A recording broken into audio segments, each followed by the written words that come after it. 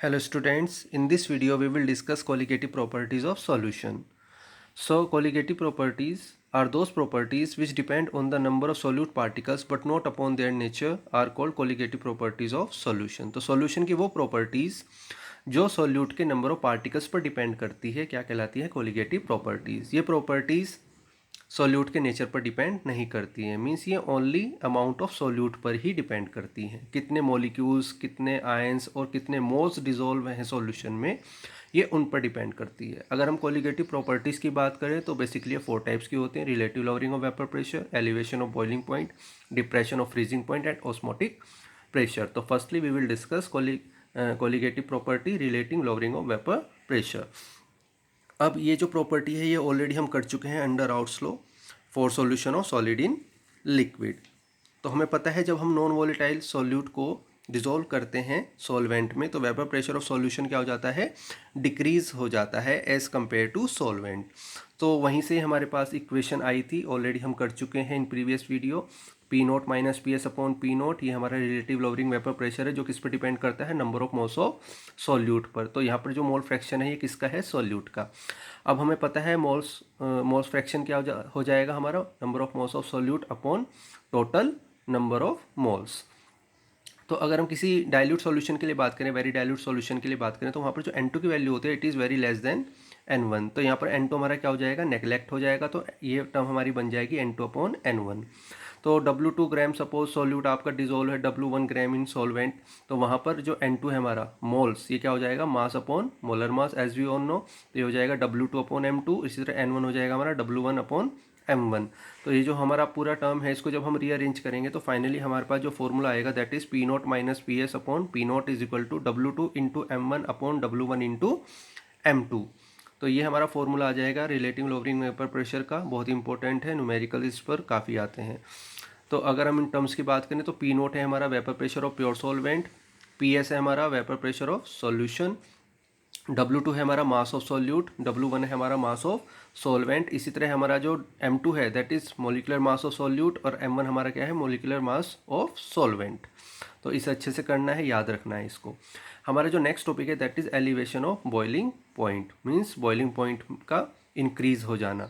तो फर्स्टली हमें पता होना चाहिए बॉइलिंग पॉइंट है क्या. तो boiling point of liquid is the temperature at which vapour pressure of liquid becomes equal to the atmospheric pressure. तो वो टेम्परेचर जहाँ पर लिक्विड का वेपर प्रेशर एटमॉस्फेरिक प्रेशर के क्या हो जाता है, इक्वल हो जाता है, वो क्या कहलाता है, boiling point of liquid. So atmospheric pressure means pressure of all gases which present in atmosphere. तो एटमॉस्फेरिक प्रेशर पर जब लिक्विड का वेपर प्रेशर इक्वल हो जाता है उस टेम्परेचर को हम क्या बोलते हैं, बॉइलिंग पॉइंट.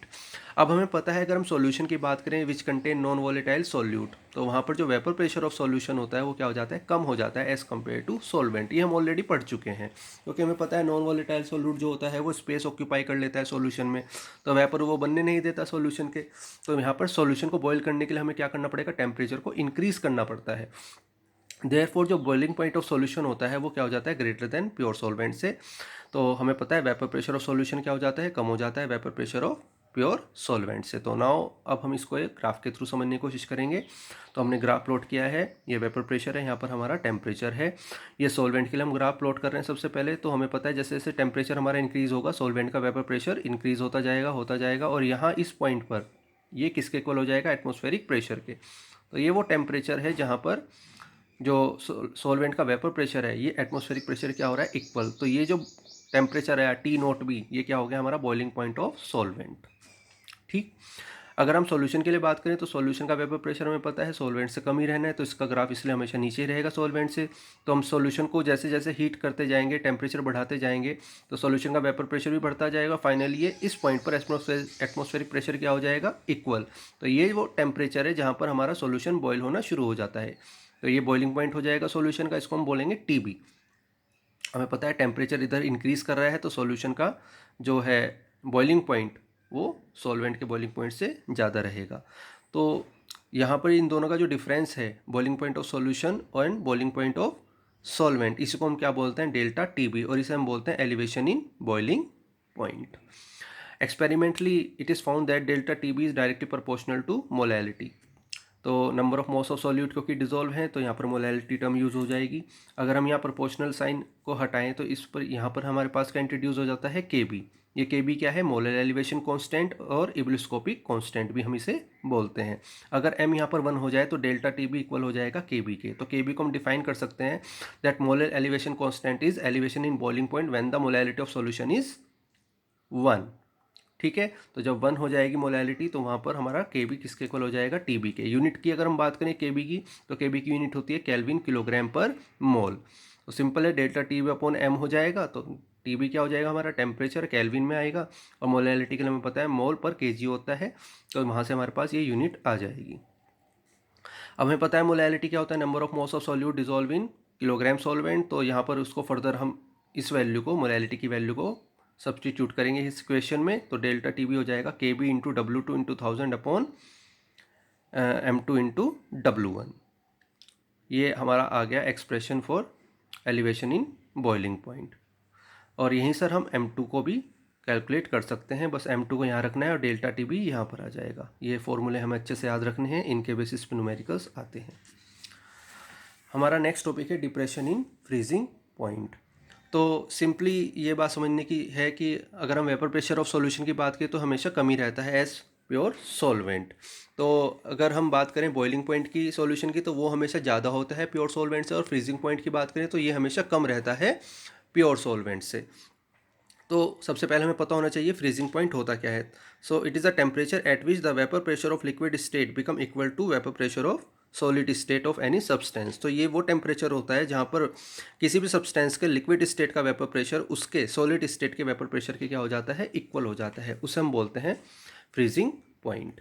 तो यहाँ अगर हम ग्राफ की बात करें, अगेन हम ग्राफ देखेंगे यहाँ पर, तो ये वेपर प्रेशर के लिए, ये टेम्परेचर है इधर। तो ये हम यूज़ कर रहे हैं ग्राफ किसके लिए, सॉल्वेंट के लिए। तो ये लिक्विड फेस में है सॉल्वेंट और ये हमारा किस फेस में है, सॉलिड फेस में है। तो जब ये दोनों यहाँ पर मिलेंगे, ये यहाँ पर क्या हो जाएगा, इन दोनों का वेपर प्रेशर क्या हो जाएगा, इक्वल इस टेम्परेचर पर। और ये जो टेम्परेचर आएगा T0F, ये फ्रीजिंग पॉइंट किसका हो जाएगा, हमारा सॉल्वेंट का। ओके, तो ये वो पॉइंट है जहाँ पर ये इन दोनों का वेपर प्रेशर क्या हो रहा है, इक्वल हो रहा है। तो इसको हम बोलेंगे फ्रीजिंग पॉइंट ऑफ सॉल्वेंट।